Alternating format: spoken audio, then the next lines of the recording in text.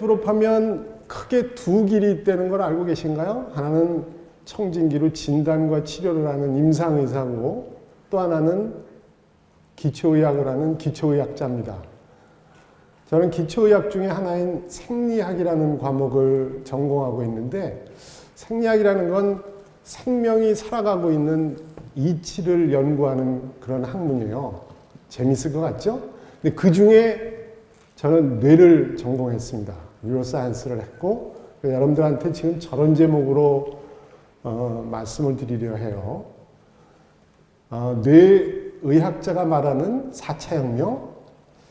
여러분들이 전공을 무엇을 하시던 의사가 돼서도 아니면 다른 직업을 가져서도 여러분 세대에는 아마 4차 혁명 좀 좁히면 인공지능 때문에 골치 좀 아프실 겁니다. 근데 그거를 헤쳐나갈 수 있는 방법을 뇌를 전공한 뇌의학자 입장에서 제가 해결책까지는 아니지만 약간의 단초라고 그럴까요? 약간 제가 힌트가 될 수 있는 내용을 오늘 말씀드리려 해요. 여러분들 좋은 머리로 그 해결책을 만들어 보시기 바랍니다. 물론 도와드리겠습니다. 적혀 있는 대로 저는 고대의대에서 생리학 과목이라고 그러는 생리학, 기초의학에 있는 생리학이라는 과목을 가르치고 있는 나항식입니다. 이제 시작하겠습니다. 준비됐나요? 준비가 되셨는지 확인 좀 해야겠습니다.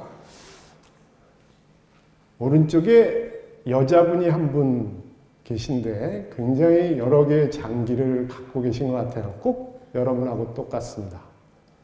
여러분들이 생각하시기에 가장 중요한 장기 어디라고 생각하시나요?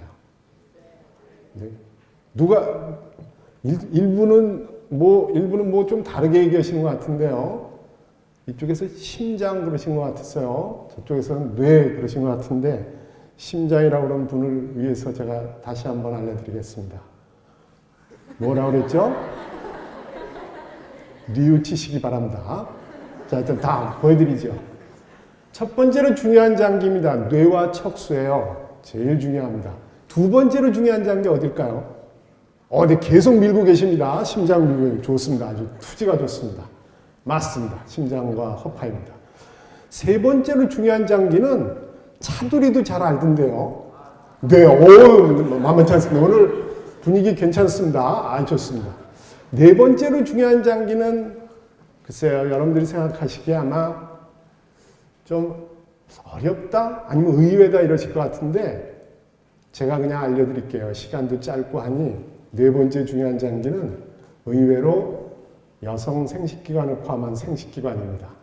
다섯 번째는 소화기관이고 여섯 번째는 팔다리 뼈를 포함한 뼈예요. 일곱 번째 7등을 한 친구는 골격근이고 꼴찌를 한 8등은 지금 여러분들이 가장 중요하다고 생각하는 장기입니다. 지금 여러분들은 뇌, 심장 별로 관심 없어요. 튼튼해서 그래요. 할머니나 할아버지였으면 아마 생각이 다르실 텐데 여러분들은 저 8등을 1등으로 생각하실 겁니다. 어디일까요? 쉽지 않은데요. 어디일까요? 안타깝습니다. 알려드리겠습니다. 피부였습니다. 지금 저기 있는 저 분의 장기를 우리는 어떻게 몸에다 저장하고 있는지 한번 볼까요? 뼈입니다. 잘 아시죠? 뇌는 어디 있는지 머리뼈에 있습니다. 머리뼈라는 건 거의 바늘도 들어갈 틈도 없는 완벽한 통뼈예요. 웬만하면 이걸로 하려고 그러죠. 무지무지 단단해요. 가장 단단한 뼈 속에 빈틈도 없는 곳에 가장 중요한 장기인 뇌를 넣어놓은 거예요. 합리적이죠? 혹시 여러분들 감자탕 좋아하시나요? 맛있죠? 그래서 근데 살 한 점 먹으려면 보통 난코스가 아니에요. 척추뼈라는 곳에 그 살을 먹느라고 어려운데 그렇게 어렵게 복잡하게 되어 있는 뼈 속에 척수가 들어가 있습니다. 1등을 한 이유입니다. 2등 볼까요? 심장과 허파예요. 심장과 허파 어디 있는지 아시잖아요. 갈비뼈, 갈비살, 갈비뼈, 갈비살. 실제로 흉통이라고 그러는 가슴통은 통 속에 사실은 그 속에 여러 장기를 가지고 있지만 머리뼈만은 못한 것 같죠? 다시 말하면 뼈와 살이 반복되고 있어요. 재수 없어서 칼로 찔리면 살이 있는 곳에 칼이 들어오면 진짜 찔릴 가능성이 있습니다. 깊숙이. 2등을 한 이유예요. 심장과파가 머리뼈만큼 그렇게 단단한 속에 들어있지는 않다는 것이죠. 3등 볼까요? 간과 신장은 어디 있는지 아시죠? 오른쪽에 있는 간과 신장 모습을 보면 갈비뼈에 반쯤 들어갔어요. 호흡할 때 보면 들어왔다 나갔다 들어왔다 나갔다를 반복합니다. 실제로 3등을 부여할 만한 가치가 있지 않나요? 4등 생식기관입니다. 여러분들 지금 의자에 앉아 계세요. 그리고 보호받고 있는 면을 보면 6면체라고 가정하면 6면 중에 3면은 보호받고 있고 3면은 뻥 뚫려 있습니다. 공중에 이렇게 노출되어 있는 셈이고, 여성 생殖기관을 포함한 생殖기관은 실제로 저 골반뼈에 쏙 들어가 있는데 꼭 여러분들 의자에 앉아 있듯 그렇게 있지요. 바로 4등을 한 이유입니다. 5등은 소화기관이에요. 여러분들 혹시 요즘에 텔레비전에 아이돌 남자 스타들 나오면 운동을 했네 안 했네 그리고 가슴을 보여주네 마네 배를 보여주네 마네 그러다 후딱 보여주죠. 보여주면 배 뭐 이렇게 인구왕자 초콜릿 형태의 복근이 있습니다. 멋있죠.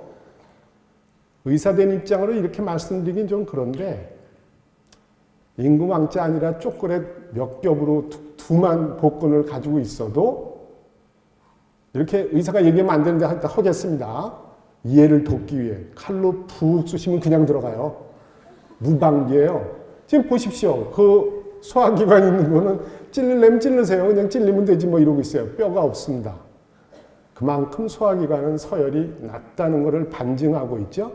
다른 것들은 뼈가 보호하네. 그런데 골격근은 뼈를 보호하고 있습니다. 그리고 7등을 담당하고 있고 그 모든 장기는 피부라는 보따리에 이렇게 쏙 들어가 있어요. 피부가 최전방에 있는 꼴등이라는 얘기죠. 지금 말씀드렸던 이 내용은 아주 짧은 시간에 전해졌지만 우리 몸에 있는 굉장히 많은 장기들이 수많은 세월 동안 중요도에 따라서 탁탁 그 자리를 잡아서 지금 여러분 몸속에 박혀 있다고 생각하면 돼요. 심장과 허파 중에 제가 심장을 앞쪽에다 써놓은 이유는 모양새를 보면 심장이 가운데 있고 여러분들이 잘 아시다시피 허파가 보듬고 있습니다. 내가 보여줄게. 근데 안타깝게도 허파는 거의 비닐봉지 같아요. 도움은 안 됩니다. 야, 됐거든 해도 되는데 그래도 정성은 갸륵하죠. 야, 내가 보여줄게. 실제로 심장보다는 허파가 순위가 낮은 셈이라고 할 수가 있습니다. 오늘 말씀드리는 많은 얘기들은 이렇듯 논리가 정연하게 왜 이 위치에 아니면 왜 이 기능이 여기에 와 있는지를 이용해서 4차 혁명을 설명드리려 해요. 하여튼 잘 따라오신 것 같습니다. 고맙게 생각합니다. 잘 들으시고 조금 괜찮다 싶으면 여러 대학이 있지만 꼭 고려대학교 의과대학에 와주시기 바랍니다. 그러면 제가 오늘 강의 해드린 것보다도 훨씬 재미있게 여러분들을 모시겠습니다. 보시죠. 인류 역사의 3대 혁명이에요. 인류 역사는 크게 보면 3가지의 혁명을 겪었는데 인류가 어떤 역사의 3대 혁명을 겪었는지 한번 보실까요? 첫 번째는 인지혁명입니다. 10만 년 전에 동부 아프리카에서 바로 우리의 조상인 호모사피엔스가 쭉 해서 빠져나가기 시작했어요. 아마 추측컨대 좁거나 아니면 먹을 게 부족했을 가능성이 있죠. 그때 인구 수는 100만 명이었습니다.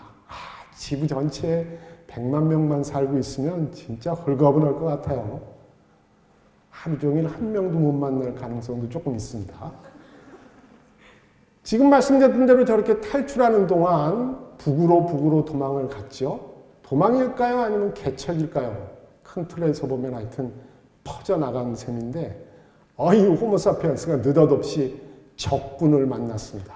왼쪽 이쪽에 보니까 무시무시하지 않아요? 네안데르탈인입니다.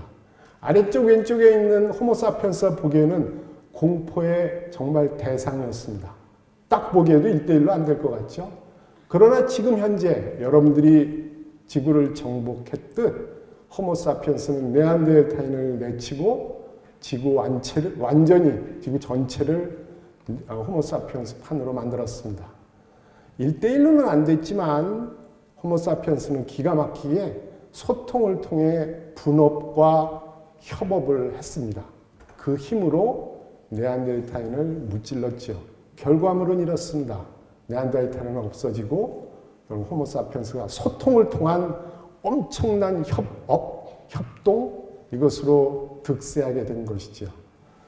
바로 호모사피엔스가 잘했던 소통은 눈과 얼굴을 통해서 이루어지게 됐는데 한번 보실까요? 왼쪽에 있는 네발짐승의 형태는 매일 이 지경이었어요. 제가 소나 말이라도 마찬가지입니다만 제가 네발짐승 흉내를 내보겠습니다. 매일 보고 있는 건 땅에 있는 먹이에요. 뭐 좀 먹을 거 없나? 가끔 들어서 쟤도 또 뭘 찾고 있네. 계속 땅만 보고 다녔었습니다. 그러다가 지금 오른쪽처럼 점점 직립을 하면서 상대방의 얼굴을 마주하게 됐어요. 상대방의 표정과 그리고 저 사람의 느낌, 저 사람의 생각 이런 거를 얼굴을 통해서 눈을 통해서 이렇게 소통을 하게 됐다는 것이죠. 맨날 땅만 보다가 느닷없이 얼굴을 보게 되니까 보여주는 입장, 물론 보여줘야 되는 입장이나 보는 입장이나 마찬가지지만 얼굴에 털이 수북해 보세요. 여러분들 지금 얼굴에 털이 수북했다면 나 좀 아까 기분 나빴던 거 쟤한테 알려줘야지. 찌그렸는데 안타깝게 저쪽에서 못 봤어요. 털이 수북해서. 안 됩니다. 이러면 안 됩니다. 털을 뽑기 시작했습니다. 여러분들 얼굴에 털이 없는 거는 소통을 위한 돌연변이의 산물이라고 생각하셔도 거의 틀림이 없어요. 어쨌거나 상대방의 얼굴과 눈을 보기 시작한 이 직립인간은 궁극적으로 소통 창구로 눈을 사용하게 됐는데 말씀드렸듯 이렇습니다. 얼굴 표정과 시선으로 우리는 감정 변화를 읽거나 보여주거나 이렇게 됐는데 하나 기가 막힌 사실을 알려드릴까요? 지구상에 있는 어떠한 동물도 흰 자위를 정면에서 볼 수 없습니다. 인간 빼고는. 여러분들은 정면으로 상대방 얼굴을 보면 눈에 흰 자위를 발견할 수 있어요. 그 외에 어떤 동물도 그렇지 못합니다. 믿지 못하시겠어요? 침팬지하고 오랑우탄 굉장히 비슷하다고 그러죠? 보십시오. 모두 선글라스 낀 것 같아요. 안 보여줘요. 내가 너 어디 보고 있는지 안 보여줘. 라고 딱 가리고 있습니다. 제가 어디를 보는지 모르면 소통은 빵점입니다. 다시. 실제로 여기 있는 혹성 탈출에 나오는 주인공 한번 보시죠. 앞쪽에 있는 친구 보면 모양새는 완전 사람 아닌데 눈만 보면 혹시 우리 편 아니야? 라고 느껴집니다. 여러분들은 본능적으로 흰자위를 보는 순간 그렇게 느끼고 더 흉측한 놈 하나 보여드릴까요? 얘는 또 뭐예요? 더 짜증납니다. 거의 눈만 보면 우리 편이에요. 혹시 E.T.를 기억하시나요? E.T.라고 그러는 외계인이 있는데 목은 길고 얼굴은 타원형으로 이상망측한 모습으로 외계인이라고 느닷없이 딱 출연했는데 여러분들은 굉장히 친근하게 생각해요. 이유는 딱 하나예요. 눈 때문에 그렇습니다. 흰자위를 가지고 있어요. 우리 편 같아요. 흰자위를 갖게 된 돌연변이는 아마 추측컨대 이럴 것 같아요. 사슴이 하나 있었습니다. 10명이 우리의 조상 중에 10명이 포위를 해서 잡아 들어갔죠. 잡기 바로 직전인데 저 바로 옆에 애가 지금 어디를 보고 있는지 궁금해요. 동료이지만 이렇게 보려고 그러는데 딱 옆으로 놓고 본 다음에 돌아오면 사슴이 일로 내뺄 것 같아요. 옆에 보는 거를 곁눈질로 봅니다. 보이시나요? 제가 곁눈질 했는데 근데 옆에 봤습니다. 옆에 사람을 볼 때 그렇게 곁눈질을 하면 저 사람이 어디를 보고 있는지는 저 사람의 흰 자위와 검은 자위만 보면 쉽게 시선을 알 수가 있어요. 그 방법을 쓴 겁니다. 협동을 하는 데 굉장히 유리했죠. 조금 아까 말씀드렸던 대로 유인원은 제가 했던 행동대로 눈을 돌리지 못하고 옆에 있는 오랑우탕 쟤 뭐하고 있지? 어이? 너 그거 보고 있구나. 이렇게 알 수밖에 없었던 것이죠.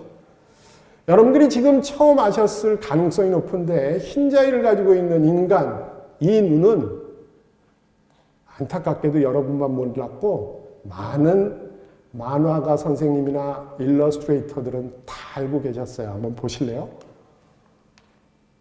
아이, 멧돼지 주제의 흰자위를 가지고 있습니다. 아니, 고양이가, 여러분들이 집에 가서 한번 고양이를 보세요. 고양이 정면에서 보시면 가운데 동공이 있고 옆에 홍채가 있고 흰자위는 보이지 않습니다. 아주 째려보고 어떻게 우연히 눈 밑에 안쪽에 조그맣게 흰 색깔이 보일 때는 있지만 그 정도가 아니라 사람처럼 그런 형태로 노출되지는 않는다는 거죠. 좀 더 가보실까요? 당나귀 주제의 흰자위를 가지고 있습니다. 아니 뭐예요 이거 오류들 야 이거 짜증납니다. 저 오른쪽에 해마까지도. 만화가 선생님은 흰자위를 넣어서 어린아이들한테 얘네들 니네 편이야 알겠지? 거의 본능적으로 친근하게 만드시고 있는 거죠. 기가 막히죠? 여러분들이 보셨던 안 보셨던 많은 캐릭터들은 이렇게 흰자위를 가지고 있었습니다. 이 슬라이드에 관한 한, 요 사실에 관한 한 여러분만 무식했습니다. 만화가 선생님들 다 알고 애들도 다 알고 있었던 것이죠. 조금 우리만 아는 걸로 다시 장을 넘겨볼까요? 실제로 이 신경과학을 하는 사람들한테 가장 내고 싶은 논문집, 정말 유명한 논문집이 Nature Neuroscience라는 연구 논문집이 있는데 여기 나온 연구 결과 하나 알려드리겠습니다. 이미 알려드렸죠? 아기 얼굴을 마주보고 키워라라는 연구 결론입니다.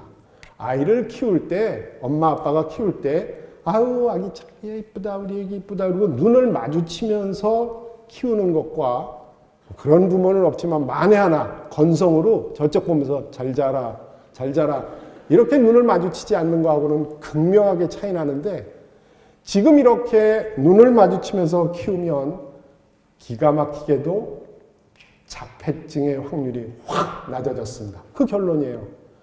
사람이 눈을 마주친다는 사실은 만화의 캐릭터를 만난다는 사실은 인공지능은 할 수 없는 어마무시한 능력인 셈이고 여러분들은 아무것도 아니라고 생각하시지만 이미 여러분들은 그 엄청난 능력을 가지고 있고 상대방한테 뿜고 있는 겁니다. 하여튼 이따 이건 또 다시 정리하시도록 하고 괜찮은 논문 하나 더 알려드릴까요? PNAS라고 그러는 무지막지하게 또 좋은 논문에 저런 제목의 결과가 나왔습니다. 아기는 눈맞춤을 통해 성장한다라는 건데 이것도 뭔가요? 실험 방법을 한번 보여드릴까요? 아이와 아비가 뇌파를 찍고 있어요. 그러면서 아기와 아비가 눈을 딱 맞춘 상태에서 뇌파를 찍으면 두 사람의 뇌파가 동기화됩니다. 일치해요. 그러다가 아빠가 옆에 쑥 딴 데를 쳐다보는 순간 아이는 시선을 이렇게 어디 가세요? 그럴 때 그때 뇌파가 완전히 찌그러져요. 서로 눈을 맞춘다는 사실은 우리가 쉽게 설명할 수 없는 어마무시한 감정적인 변화를 포함한 안정감을 실제로 주고받는다? 뭐 주는 것도 아니에요. 받는 것도 아니고 정말 소통을 통한 왕래가 성립된다는 것이죠. 여러분들은 어떻게 살고 있는지 한번 볼까요? 제가 가르치고 있는 여러분들 선배인 고려대학교 의과대 학생들도 마찬가지인데 그 머리 좋고 괜찮다고 그러는 학생들이 한 가지 딱 마음에 안 드는 행동을 하고 있어요. 혹 여러분도 그렇다면 제발 오늘 바꿔주셨으면 좋겠습니다. 시작합니다. 퍼빙입니다. 생전 처음 듣는 단어인가요? 저 단어를 잘라보겠습니다. 폰과 스너빙이에요. 폰은 뭐 스마트폰이나 휴대전화 뭐 이런 전화기 같죠? 스너빙은 무시하다예요. 제가 이제 고려대학교에서 학생들을 가르치고 있으니까 학생들 면담한다고 몇 명을 앉혀놓고 제가 일장 연설을 합니다.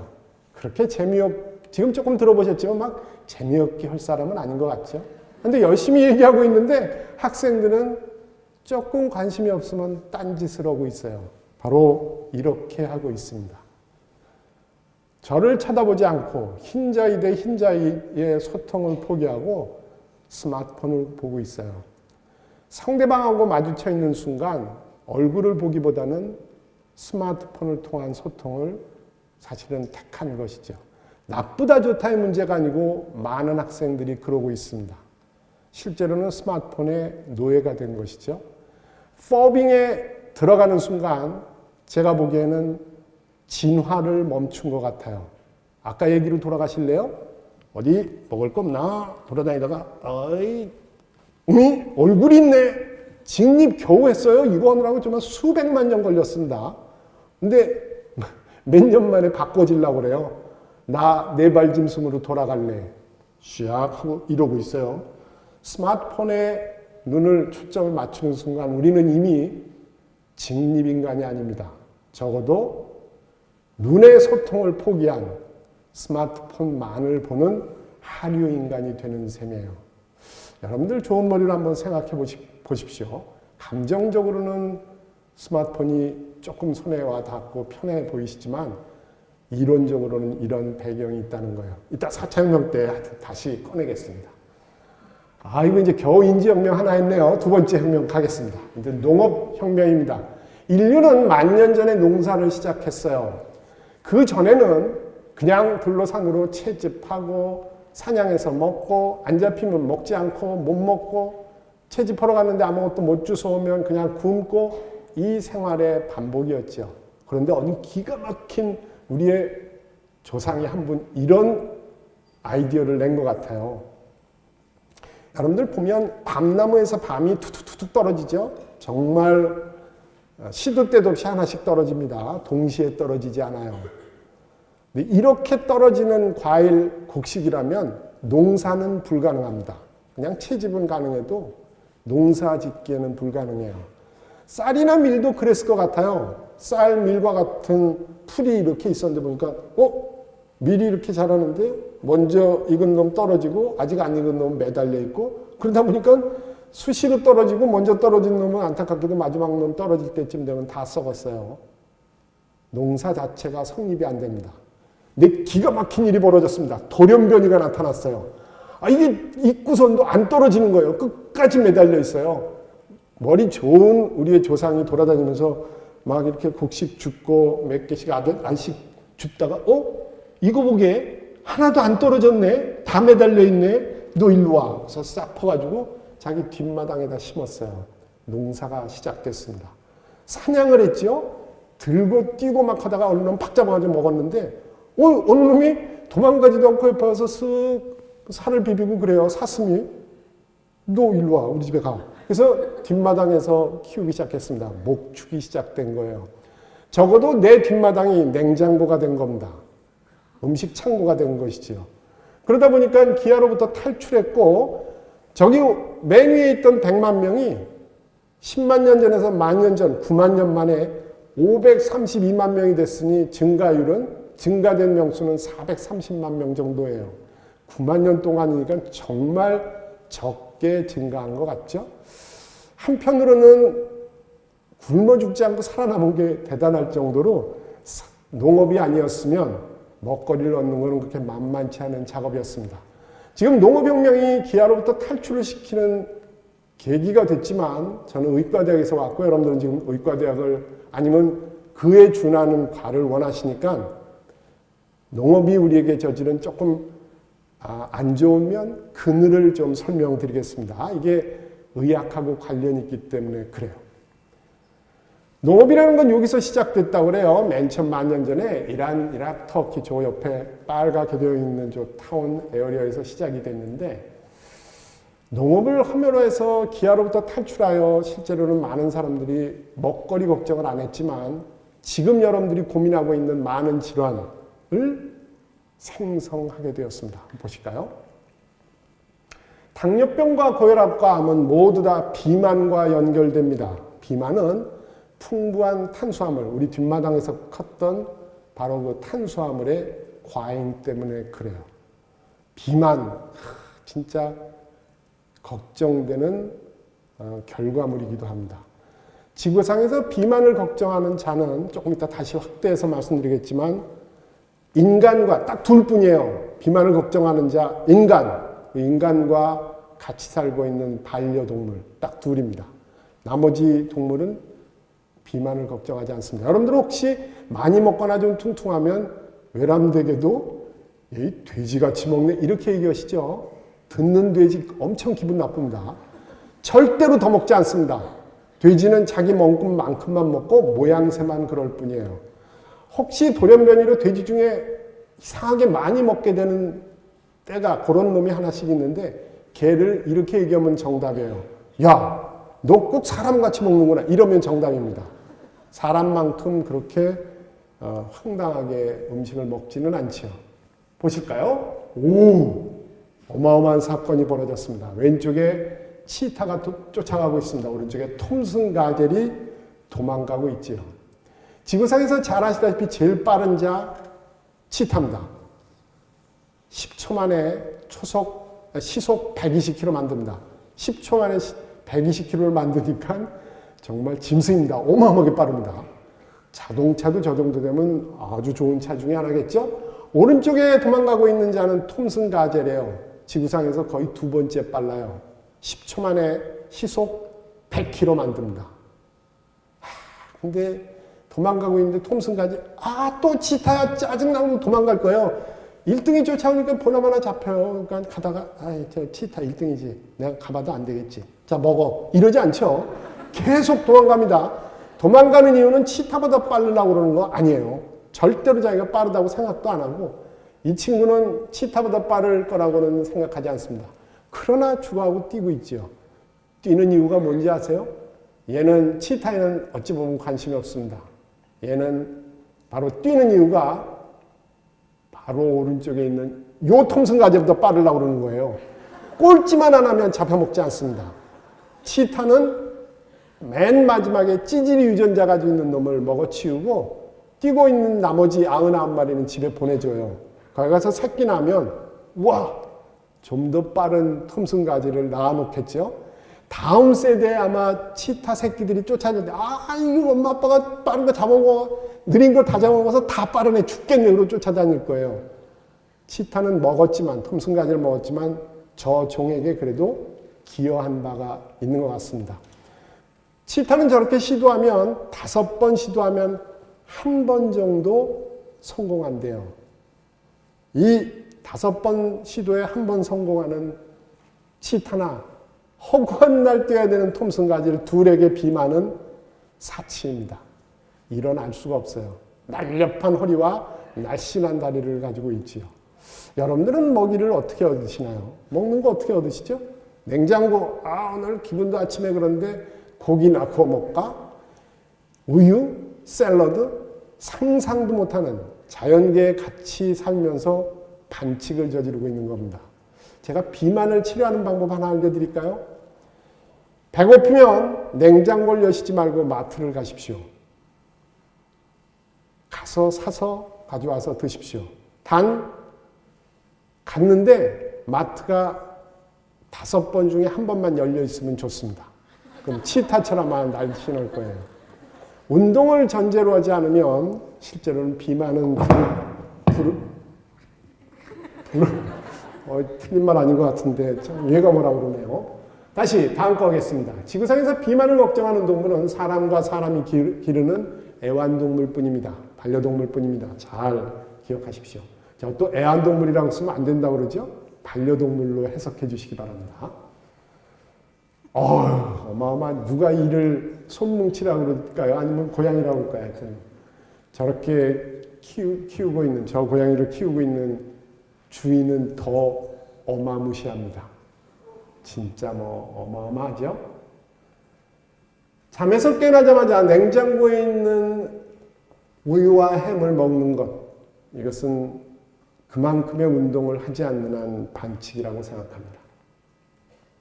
다시 중요한 슬라이드 한 장 보여드릴까요? 저는 의과대학에 왔기에 실제로는 이 슬라이드를 꼭 여러분들께 알려드리고 싶고, 의학이라는 게 저런 형태의 생각을 하면 지루한 공부가 노동이 아니라 재미있겠구나라는 걸 알려드리고 싶어요. 그래서 속아서 등 잘 이해돼서 의과대학에 왔으면 좋겠습니다. 우리 몸은 석기 시대래요. 쉽게 빨리 바뀌지 않습니다. 오랜 동안 누적된 결과가 여러분인데 한번 들어가 볼까요? 혹한기에 대비해서 피하 지방을 잘 저장했던 우리의 조상 한 그룹이 있었습니다. 큰 코끼리 하나를 잡아가지고 있는 대로 먹었어요. 그랬더니 뭐 비만이 됐겠죠? 피하 지방이 부쩍 커가지고 몸이 탄탄해졌습니다. 나쁘던 좋던 관계없이 하여튼 뚱뚱해졌습니다. 1번. 다른 한 세트, 다른 군, 이 사람들은 먹어도 안 쪄요. 여러분들이 혹시 좀 신한 분들은 자랑 삼아 하는 난 먹어도 안 쪄 라고 그러는 그룹이 있었습니다. 같이 코끼리를 잡아서 같이 먹었는데 이쪽은 빡 쪘고 여긴 찌지 않았다는 거예요. 굉장히 날렵해 보이는 일견 좋아 보이지만 항상 코끼리가 잡히는 건 아닙니다. 코끼리가 안 잡히는 혹한기에 딱 들어가면 안타깝게도 둘 중에 하나는 잘못될 것 같아요. 피하 지방이 없는 자는 사라집니다. 돌아가시고 피하 지방을 축적할 수 있는 능력을 가진 자는 살아남아 혹한기를 넘어가고 또 다시 잡고 뭐 이걸 반복했겠죠. 그렇게 해서 철이 되어 살아남은 자의 후예가 여러분입니다. 근데 여러분들은 냉장고에서 햄하고 우유를 꺼내고 있어요. 혀는, 몸은 아직도 석기 시대라 이 햄 누가 다시 먹어버리면 어떡해. 그럼 내가 또다시 혹한기에 가서 죽을지 모르니까 일단 먹어두자. 바로 그게 비만으로 가는 지름길이에요. 우리는 조상을 잘못 둔 죄로 비만이 지금 되어 있습니다. 안타깝죠? 하나 더 할까요? 옛날에는 이리저리 칼과 창으로 싸우고 동물과 싸우다 보니까 상처나서 피 펄펄 나지 있는 대로 피나고 염증 생기고 그런데 잘 지혈이 되는 혈액의 응고가 잘 되는 사람이 있는가 하면 그냥 피가 질질질 흘리는 사람이 있었습니다. 어느 사람이 살아남을 것 같으세요? 뭐 답은 뻔하죠. 돌아가시고 응고 잘 되는 분들로 딱 간추려져서 그 후회가 여러분입니다. 아주 응고가 잘 되지요. 요즘엔 싸우질 않아요. 동물이 어디 있어요? 뭐 동물원에 가 있고 뭐 누구나 싸우나요? 거의 싸우지 않습니다. 근데 안타깝게도 응고가 잘 된다는 능력은 아주 엄청나게 강하게 남아있는데 이것이 혈관 속에서 일어나고 있습니다. 동맥경화입니다. 하여튼 조상을 잘 뒀어야 돼요. 조상 때문에 쫄딱 망했습니다. 하나 더 할까요? 옛날에는 소금이 귀했어요. 비싼 값에 거의 금과 바꿀 정도로 정말 중요한 먹거리였는데 그러니까 입으로 들어온 놈을 소변으로 내보내겠어요? 콩팥이 절대로 내보내지 않습니다. 잘 저장해요. 잘 저장할 줄 아는 사람과 질질질 흘린 사람이 편을 갈라보면 당연히 잘 저장하는 사람은 살아남고 소변으로 나가는 친구는 뭐 사라지게 됐습니다. 여러분들은 잘 킵합니다. 잘 저장해요. 근데 혀는 아직도 소금이 부족할 줄 알고 있는 석기 시대예요. 여러분들 지금 혀가 석기 시대입니다. 짭짤하게 먹으면 기분이 엄청 좋아요. 콩팥은 아무것도 모르고 많이 들어왔는지 뭔지 모르고 계속 재흡수를 해서 몸속에다 소금을 잔뜩 쟁여놨습니다. 고혈압이 돼버렸습니다. 진짜 어떻게 해야 되죠? 환자한테 이 사실을 이렇게 오래 얘기지는 않지만 여러분들이 의사가 됐다면 가운을 입고 여러분들의 환자에게 이런 내용을 짤막하게 스토리로 얘기해주면 아차 싶을 거예요. 야 이거 짜게 먹으면 안 되겠구나. 그냥 짜게 드시지 마세요. 이렇게 얘기 안 하고 이런 식으로 하면 좀 괜찮을 것 같죠?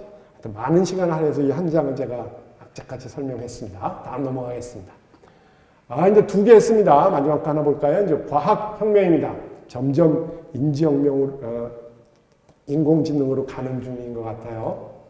과학혁명입니다. 산업혁명, 과학혁명이라고 그러는 500년 전에 있었던 이 어마무시한 혁명은 에너지 전환이라는 키워드를 갖고 깃발을 들고 나타났습니다. 이때 지구의 인구수 11억 명입니다. 9,500년 만에 도대체 몇 배가 된 겁니까? 농업이 저지른, 기아로부터의 탈출이 저지른 어마무시한 폭발입니다. 정말 대단하죠?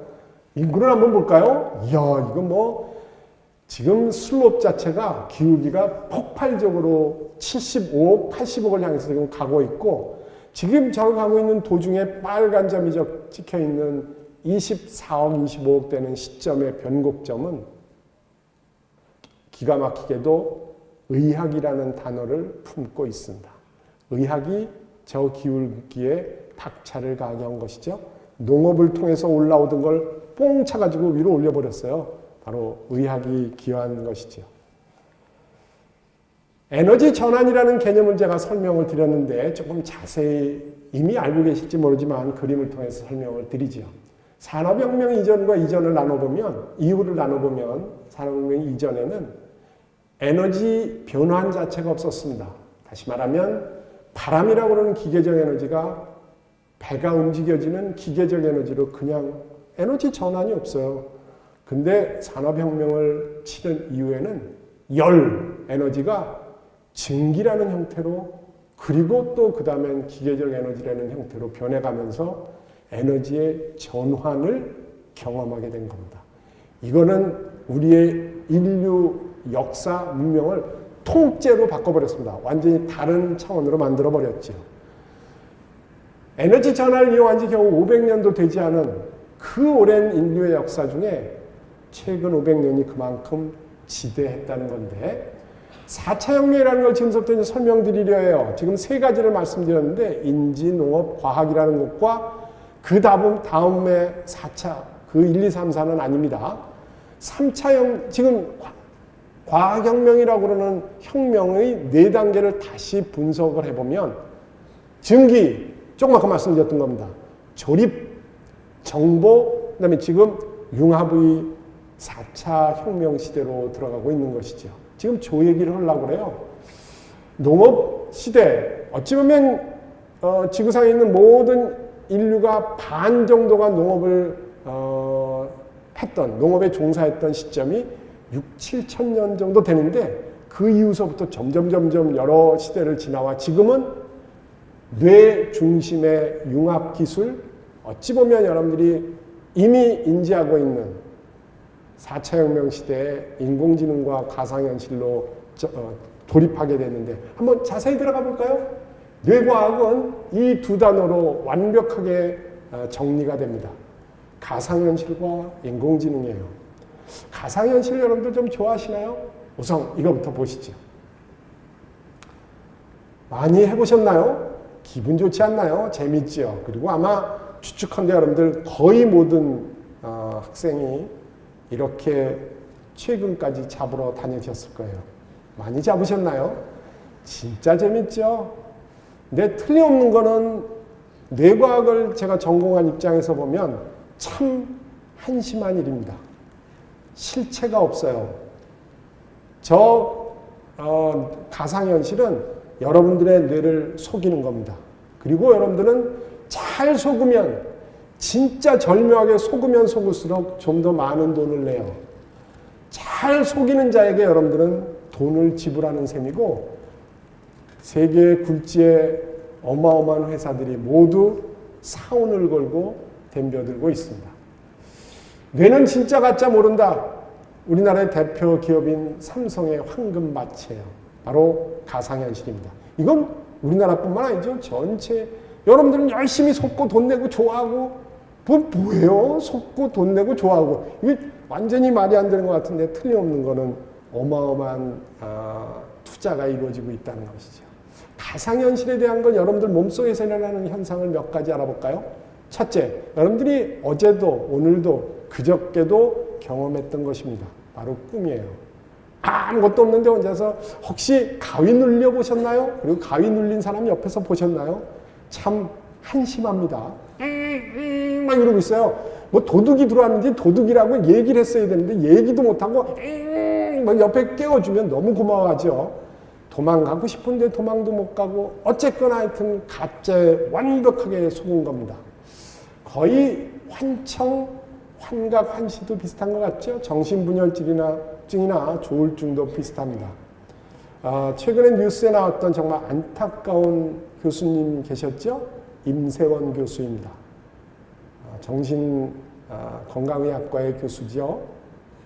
제 제자입니다. 그리고 제 후배이기도 하죠. 정말 괜찮은 사람이었습니다.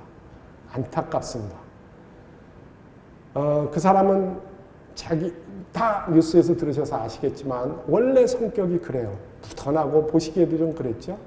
당신 혼자서 도망갔으면 그만인데 도망가게 하기 위한 타인을 위한 배려심 한 2번 생각하다가 찬스를 놓치고 그렇게 아주 안타깝게 됐는데 그 환자의 입장으로 들어가 보면 환자는 틀림없이 환청을 들었을 거라고 생각합니다. 야, 저 사람 해코지해 라고 말도 안 되는 가상현실, 인풋이 없어요. 근데 혼자서 만들어낸 저 사람 잘못한 거야. 해코지해. 계속 환청이 들리니까 그대로 따라한 것이죠. 참 안타까운 현실입니다. 마약도 비슷하죠. 마약을 하면 아무것도 없는데 완전히 여기가 천상 같아요. 진짜 좋습니다. 굉장히 기분 좋은 걸 경험하기 위해 막대한 돈을 투자하는 것이죠. 인풋 없습니다. 통찰도 거의 비슷한 상황이에요. 여러분들 혹시 수학이나 물리 풀 때 이런 경험 있지 않으세요? 여기 말하고 있는 선생님도 거의 비슷한 경험이었습니다. 수학이나 물리 풀 때 이러죠. 아니 뭐지 이거? 아하! 불현듯 떠오르는 게 있어요. 느닷없이. 통찰입니다. 지구상의 어떠한 동물도 저걸 가지고 있지 못해요. 조금 힌트를 드리면 인공지능도 저 짓은 못합니다. 아하! 못합니다. 여러분만 할 줄 알아요. 바로 인공지능과 대적할 수 있는 하나의 덕목, 능력일 수 있는데 흰자위와 함께 2가지를 잘 놓치지 않고 갖고 따라와 주시기 바랍니다. 신경병증성 가려움증이라는 병이 있어요. 대상포진 후에 나타나는 건데 조금 어렵죠? 이따가 충분히 제가 보충 설명을 통해 이해시켜 드리겠습니다. 마지막은 환상통이라는 거예요. 이것도 이따가 설명드리죠. 위에 있는 3개는 설명을 대충 드렸고 4번째 거 볼까요? 아하! 이렇게 느껴지는 어디에서 시작되느냐면 전두엽에서 빠바바바박 하고 뇌 전체를 완전히 강타합니다. 아, 이거구나 생각나면 수학 문제, 물리 문제가 그냥 순식간에 풀리죠. 풀고 나면 너무 개운합니다. 기분 되게 좋죠.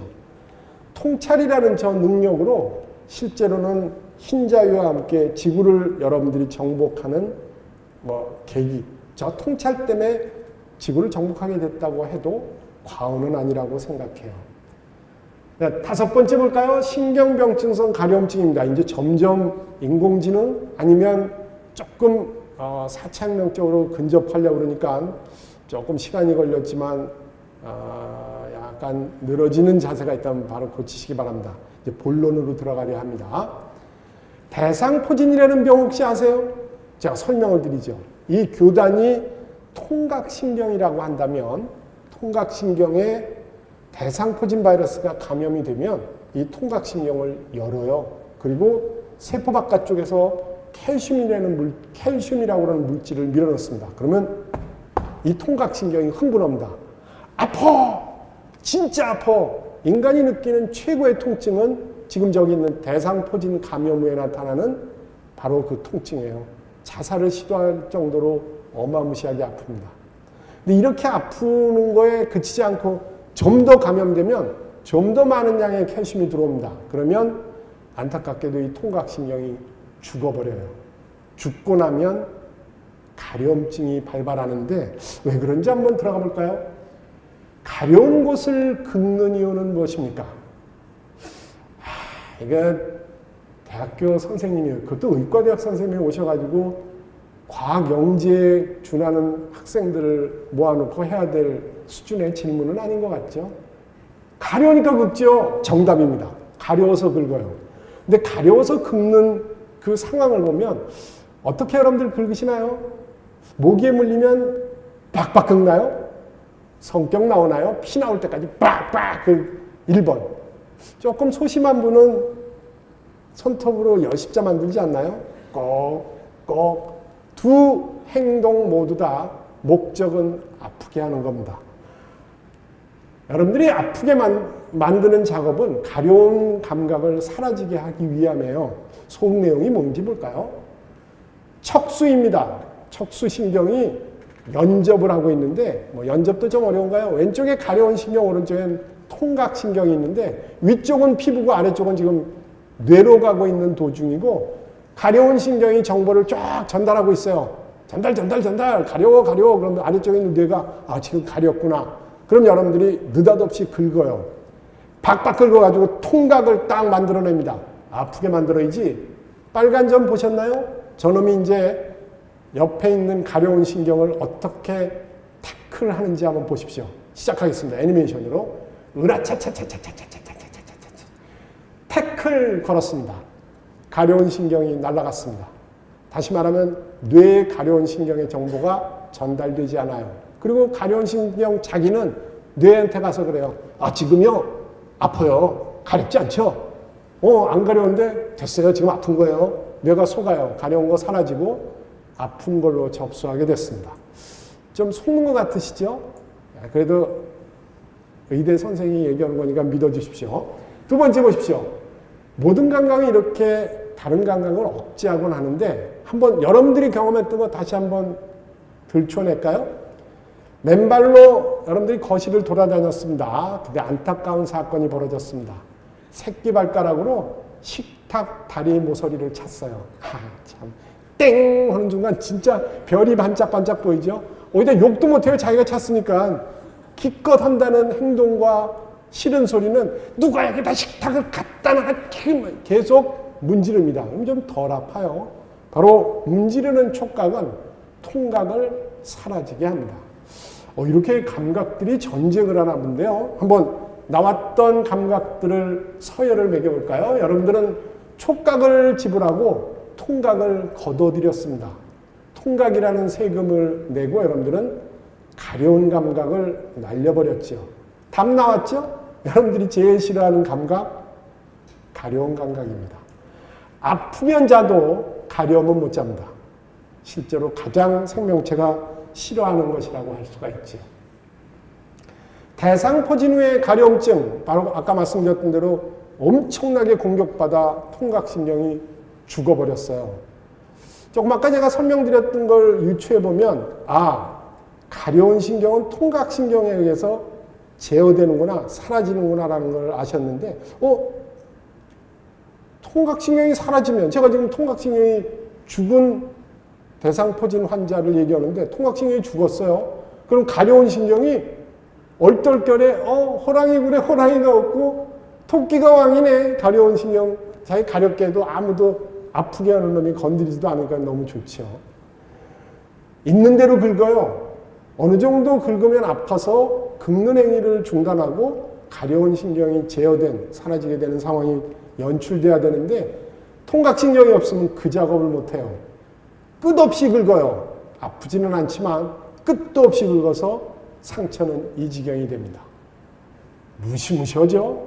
어마무시한 형태로 지금 상처가 나버렸어요. 팍팍 긁었습니다. 조금 안쓰럽죠? 그러나 하나 좀 위안은 아픈 신경이 없어서 아프진 않습니다. 염증은 생겼지만. 좀 무서우신가요? 의과대에 오시려면 이 정도 사진에는 좀 버티셔야죠. 근데 지금 나온 사진에 비해서 한 놀라는 정도가 100배 되는 사진을 다음에 틀려고 그래요. 의과대학을 목표로 하고 있지만 그래도 나 자신 없어 그러면 안 봐도 좋습니다. 하여튼 준비되셨나요? 나 책임 안 져요. 여러분들이 왔기 때문에 보시는 겁니다. 준비되셨나요? 네, 이제 보여드리겠습니다. 전 의사이면서도 항상 이렇게 보지 않고 여러분들만 보여드립니다. 저는 안 봐요. 얼마나 끔찍하면 그러겠어요. 자, 하여튼 보여드리겠습니다. 참 죄송합니다. 하여튼. 깜짝이야. 안 나왔네요. 지금. 뭐가 어떻게 됐다는 거죠? 저에어리어가 대상포진이 심각하게 공격해서 통각신경이 사라졌고 가려움과 동시에 긁기 시작했는데 아프지 않으니까 끝도 없이 피부를 다 파버렸습니다. 피부 밑에는 근육이 있죠? 근육 다 파버렸습니다. 저 옆에 있는 사진은 저 사람의 엑스레이고 하얀 거는 머리뼈입니다. 머리뼈를 파버렸어요. 싫어하냐? 사진인데요. 싫어하죠? 싫어합니다. 답답합니다. 아직도 긁을 의향이 있으신 것 같죠? 지금 우리는 어떤 큰 제목으로부터 이 사진에 이르게 됐느냐 하면 without input입니다. 가상현실로 시작해서 제가 지금 여기까지 왔는데 이 가상현실은 피부 말고 여러분들 가려운 부분을 찾아내실 수 있나요? 다시 질문이 잘못됐나요? 가려운 곳은 어디라고 생각하세요? 피부 말고는 없습니다. 근육이 가려본 적 있으세요? 뼈가 가렵던가요? 근데 이분은 피부가 다 없어지고 현실이 없어진 인풋이 없는 상황인데 근육을 긁었고 당연히 그 밑에 있는 뼈는 가려운 신경이 없이 가렵지 말아야 되는데 박박 긁어 구멍을 내버렸습니다. 뭐지요? 결국은 저 에어리어가 가렵다는 사실이 뇌 매핑이 끝난 상태에서 지금 저 작업을 하고 있고 아직도 긁을 의향이 있잖아요. 평상시에는 저렇게 안 해요. 자고 있는 동안 저렇게 해놓고 아침에 일어나가지고 펑펑 옵니다. 내 손이 이렇게 했어. 미쳐 죽지요. 정말 자살 안 하시는 게 신기할 정도입니다. 한 가지 더 볼까요? 환상통입니다. 이것도 또 만만치 않아요. 또 한번 놀라셔야 됩니다. 사진을 보여드리죠.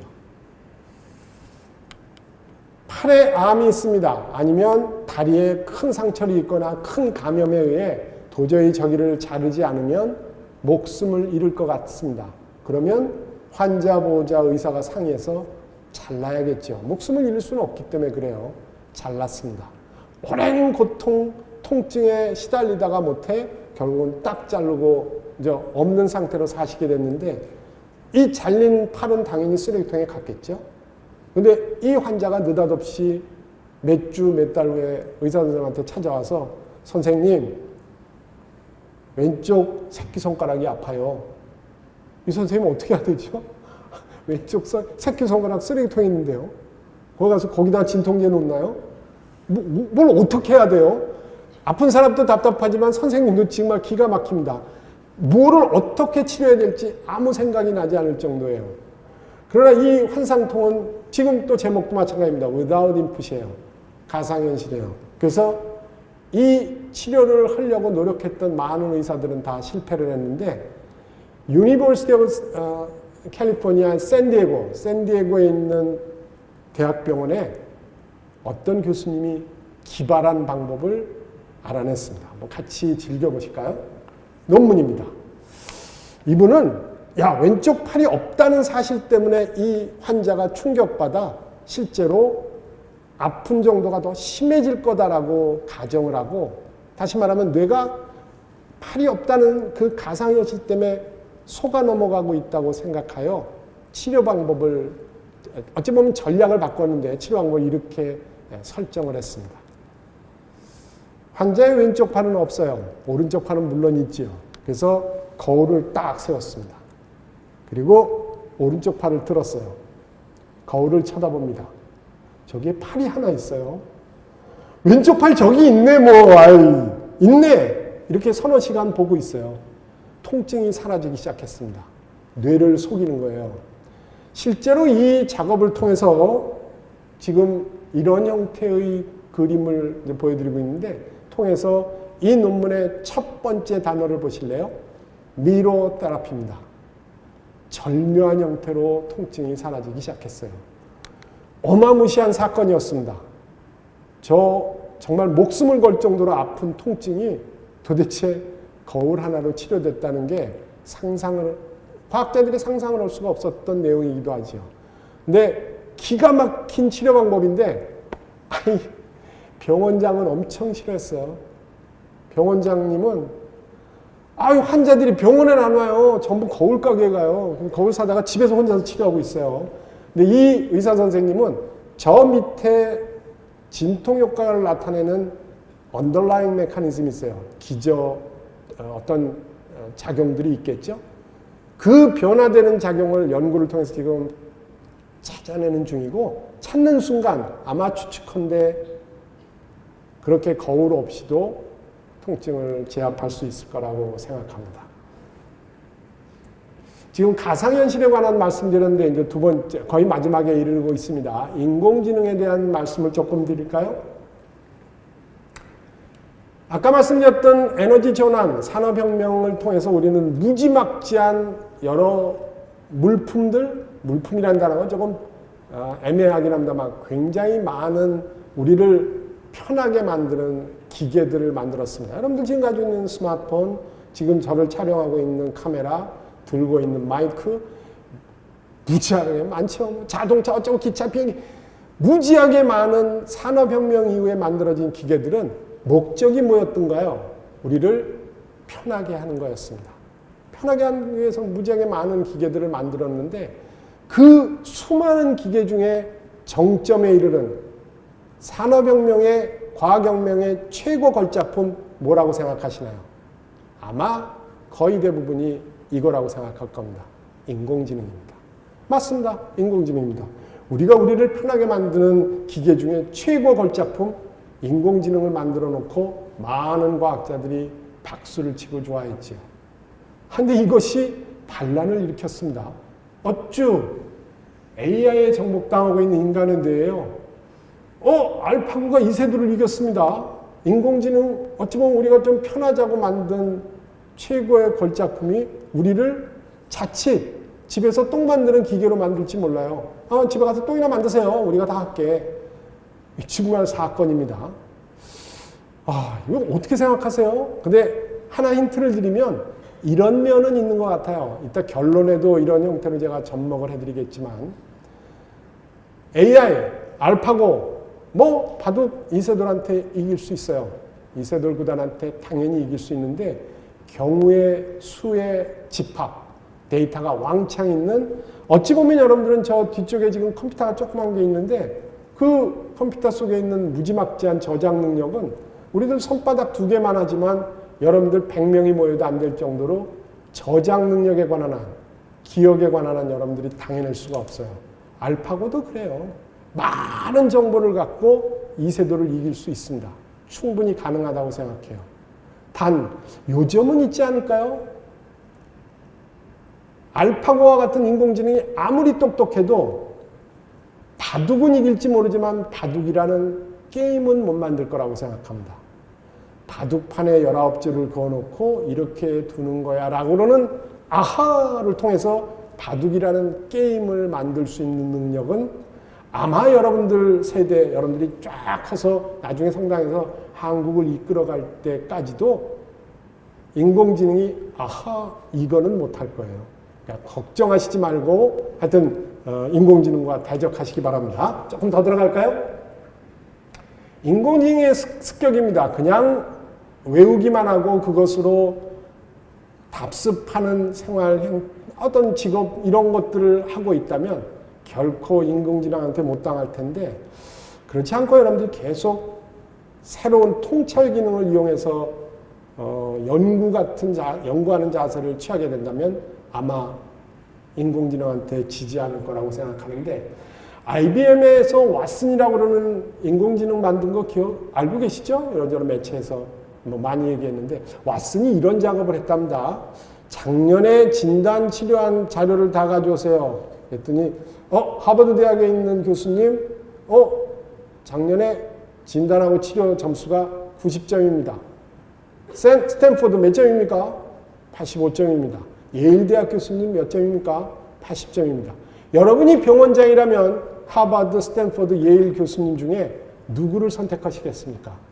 당연히 선택한다면 90점 맞은 하버드 교수님을 선택하겠습니다라고 하실지 몰라요. 저는 아닙니다. 저는 왓슨을 선택하겠습니다. 채점하는 자, 걔는 돈 달라고 그러지도 않아요. 휴가도 가지 않겠대요.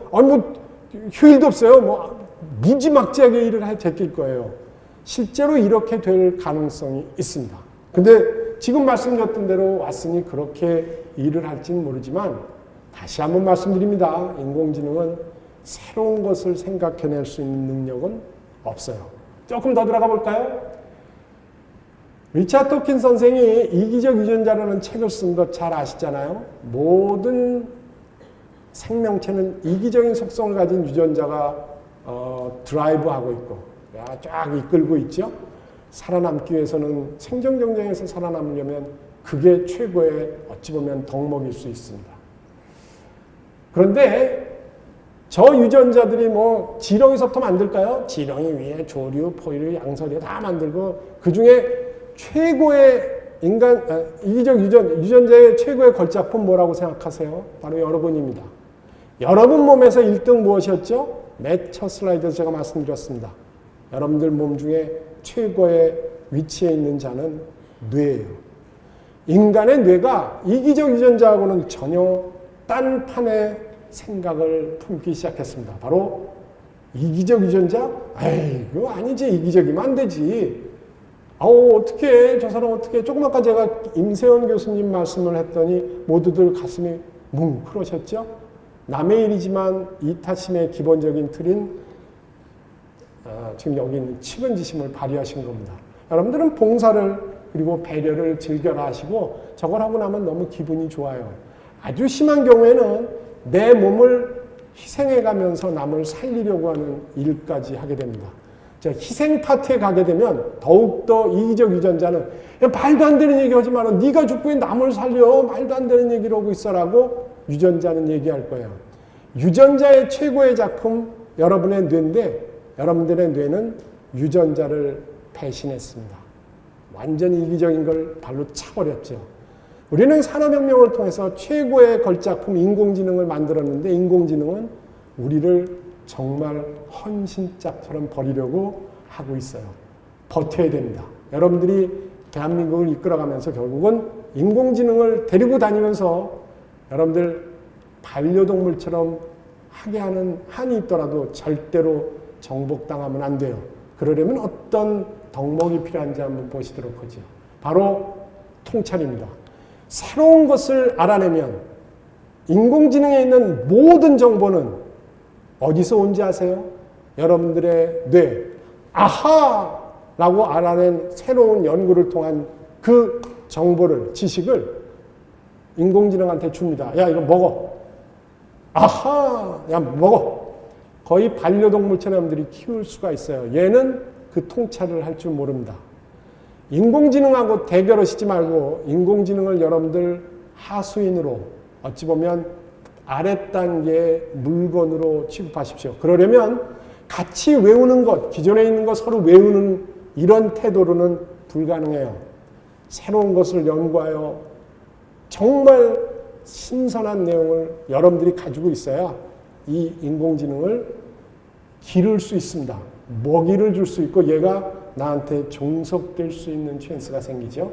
바로 이런 통찰 기능은 인공지능이 가지고 있지 않다. 아까 말씀드린 대로 IBM이 환자를 치료한다고 그래요. 뭐 100점 맞을지 모르죠.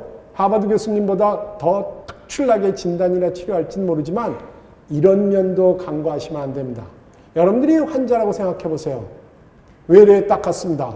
앉았는데 삐릭 와가지고 왔으니 딱 와서 어디 아프세요? 이러면은 눈도 안 마주치고 이건 뭐 소통도 안 되는데 좀 답답하지 않으실까요? 90점이라고 그래도 하버드 교수님이 하셔서 어디 아프십니까? 라고 눈을 맞추면서 소통하는 순간 여러분들의 병은 이미 반 치료되어 있을 거예요. 인공지능이 갖추고 있지 않은 흰자의, 인공지능이 갖추고 있지 않은 아하, 이 두 가지가 여러분들이 4차혁명을 살아나가는데 뇌의학자로서 제가 드릴 수 있는 팁이기도 합니다. 잘 기억해 두십시오.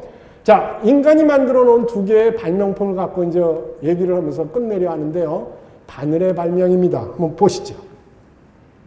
네안데르탈인은 동물 가죽을 몸에다 걸쳤습니다. 구멍 뻥 뚫어서 이렇게 우산인지 옷인지 그냥 걸친 거죠. 바람이 흉흉 들어와도 그래도 비나 눈이 살에 닿지 않으니까 좀 나은 것 같죠? 제 팔이 옷이라고 생각하십시오. 이렇게 다니다가 머리 좋은 우리 조상 중에 한 분이 아하라고 땅을 치고 생각해낸 기가 막힌 발명품이 있습니다. 바로 동물을 먹다 보니까 가시 같은 뼈도 있고 좀 뾰족한 것들이 있어요. 그래서 이걸 어디다 쓸까? 그리고 저렇게 바늘처럼 구멍을 빵 뚫어서 거기다 실 같은 걸 넣어서 가죽을 잘라서 덧대어 내 몸에 쫙 붙였습니다. 오른쪽처럼 저렇게 옷이 만들어진 것이죠. 이러고 나니까 추운 에어리어에 가서 살 수 있게 되었고 기가 막힌 방법으로 영역을 넓혀갈 수 있게 되었습니다. 통찰 기능이 만들어 놓은 작품이지요. 하나 더 볼까요? 다음 건 좀 더 재밌을 겁니다. 그릇의 역사예요. 그릇. 인간이 만든 그릇의 역사. 사이언스라는 논문에 보면 2만 년 전에 인간이 처음으로 그릇을 만들었대네요. 이거 그릇이 어떻게 만들었는지 한번 볼까요? 사자가 얼룩말을 쫓아가고 있습니다.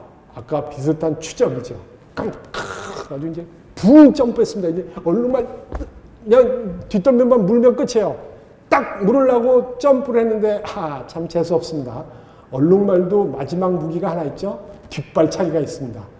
뒷말굽으로 빵 한 대 맞았어요. 이 앞쪽에 있는 이가 안타깝게도 우수수 다 빠져버렸습니다. 사자는 사망입니다. 이가 없으면 친구가 얼룩말을 잡아다 줘도 먹을 수 없어요. 이 빠지는 순간 그날로 사자는 사망입니다. 우리 조상도 그랬어요. 아무리 효녀 효자가 있어서 잘 음식을 사슴 잡아다 주고 과일 갖다 주고 그래봐야 결코 이가 없으면 드실 수 없었습니다.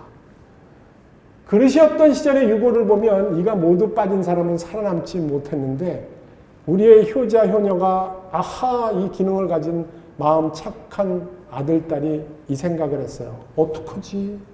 이 모두 빠지신 우리 아버지, 어머니 다루고 돌아가시면 어떡하지? 슬퍼서 어떡하지? 바로 이 사람이 생각해낸 것은 그릇이었습니다. 그릇으로 어떻게 하겠다는 건가 생각하시겠지만 불을 뗐습니다. 그릇을 놨습니다. 뼈와 살을 넣었습니다. 물을 넣었습니다. 끓였습니다. 설렁탕이 됐습니다.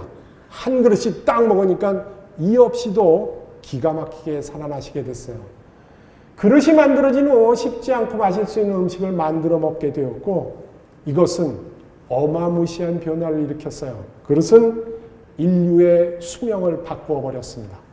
어마어마하죠. 라고 하는 이 자그마한 불현듯 떠오르는 통찰 능력은 우리의 수명을 좌지우지할 수 있는 상태로 지금은 치과 선생님이 임플란트로 이거를 또 대를 이어서 우리에게 봉사해 주시고 있죠. 그릇 덕에 수명이 늘어난 셈입니다. 비 윌슨 선생의 포크를 생각하다라는 책에도 이런 등등이 적혀 있지요. 자, 마지막 슬라이드입니다. 한번 보실까요? 우리는 인지혁명을 배웠어요. 바로 100만 명의 인구수를 가지고 있었던 10만 년 전에 동부 아프리카로부터의 탈출, 결과물은 네안데르탈인의 멸종이었습니다.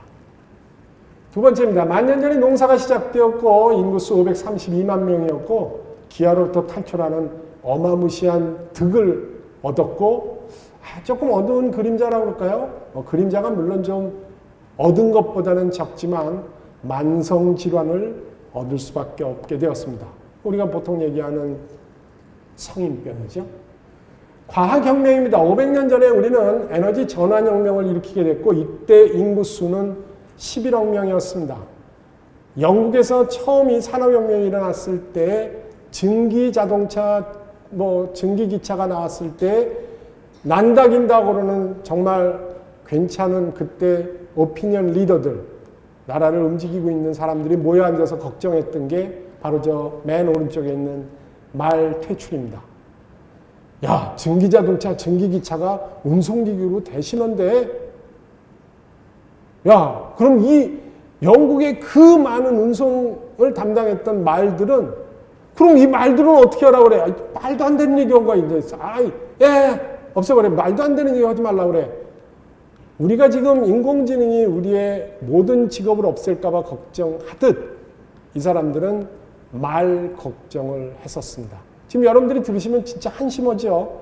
우리의 후대들은 여러분들을 한심하게 생각할지 몰라요. 야, 2019년에 모여서 인공지능 만들었더니 자기네들 직업 없어진다고 걱정을 했대. 푸하하하 막 우리를 놀리고 있을 겁니다. 실제로는 우리는 기가 막히게 어딘가로 탈출할 거라고 생각해요. 단 흰자위와 소통, 아하의 통찰을 통한 연구, 이 두 가지를 놓치면 진짜 인공지능한테 바보 취급당할지 모른다. 어떻게 좀 와닿으셨나요? 여러분들 좋은 머리로 많이 응용하시기 바랍니다. 오늘 여기까지입니다. 감사합니다.